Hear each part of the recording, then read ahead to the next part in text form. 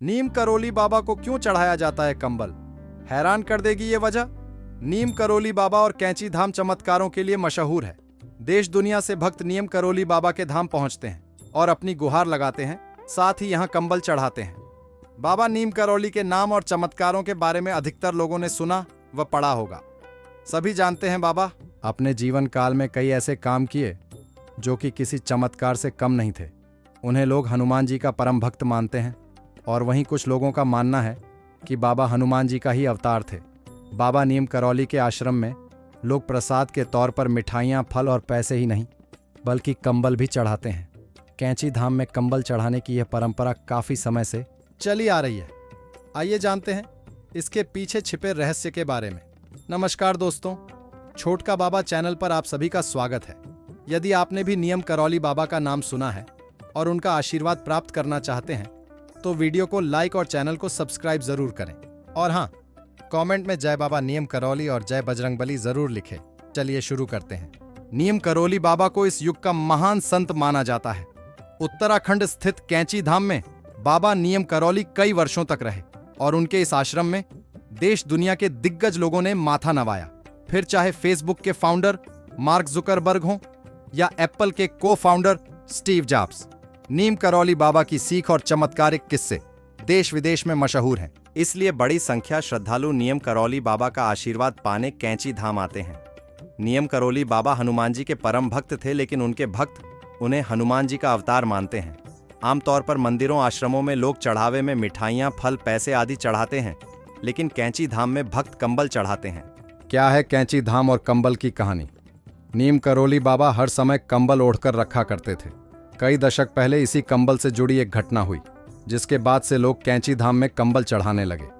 इस घटना का जिक्र नीम करौली बाबा के एक भक्त रिचर्ड एल्पर्ट उर्फ रामदास ने अपनी किताब मिरेकल ऑफ लव में किया है। इसमें रिचर्ड एल्पर्ट ने बताया कि बाबा के भक्तों में फतेहगढ़ के एक बुजुर्ग दंपति भी शामिल थे। एक दिन बाबा अचानक इस बुजुर्ग दंपति के घर पर पहुंच गए और कहा कि आज रात वे उनके घर पर ही रुकेंगे। दंपति बहुत खुश हुए, लेकिन वे बेहद गरीब थे, लिहाजा सोचने लगे कि वे बाबा का सत्कार कैसे करें। उन्होंने जैसे तैसे भोजन का इंतजाम किया और फिर सोने के लिए बाबा को चारपाई और ओढ़ने के लिए कंबल दिया। बाबा सो गए तो बुजुर्ग पति पत्नी भी वहीं चारपाई के पास सो गए। रात में बाबा कंबल ओढ़कर सो रहे थे और ऐसे कराह रहे थे कि जैसे उन्हें कोई मार रहा है। बड़ी मुश्किल से वह रात गुजरी। सुबह बाबा ने वह कंबल लपेटकर दंपत्ति को दिया और कहा कि इसे बिना खोले गंगा में प्रवाहित कर दिया। बुलेट प्रूफ कंबल ने बचाई बेटे की जान। बाबा ने दंपत्ति को खाली कंबल दिया था, लेकिन जब वे उसे गंगा में प्रवाहित करने ले जा रहे थे तब वह इतना भारी हो गया जैसे कंबल के अंदर ढेर सारा लोहा हो। लेकिन बाबा ने कंबल खोलने से मना किया था, इसीलिए दंपत्ति ने उसे बिना खोले गंगा में प्रवाहित कर दिया। करीब 1 महीने बाद इस दंपत्ति का बेटा सकुशल घर लौट आया। दरअसल इस बुजुर्ग दंपत्ति का एक ही बेटा था और वह ब्रिटिश फौज में सैनिक था।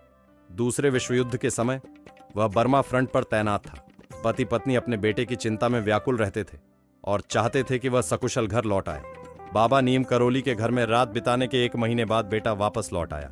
बेटे ने बताया कि करीब महीने भर पहले एक रात वह दुश्मन फौजों के बीच घिर गया था और रात भर गोलीबारी होती रही। इस युद्ध में उसके सारे साथी मारे गए, लेकिन वह अकेला बच गया। बेटे ने कहा कि मैं कैसे बच गया यह मुझे भी मालूम नहीं।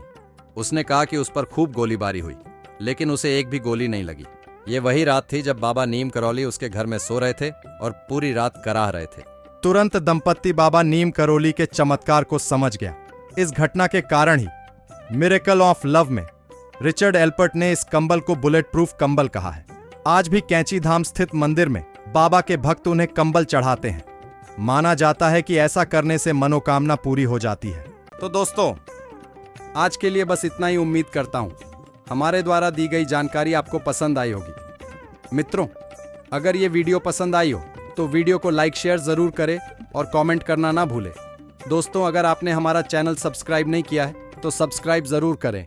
और हाँ, लास्ट तक देखने के लिए धन्यवाद।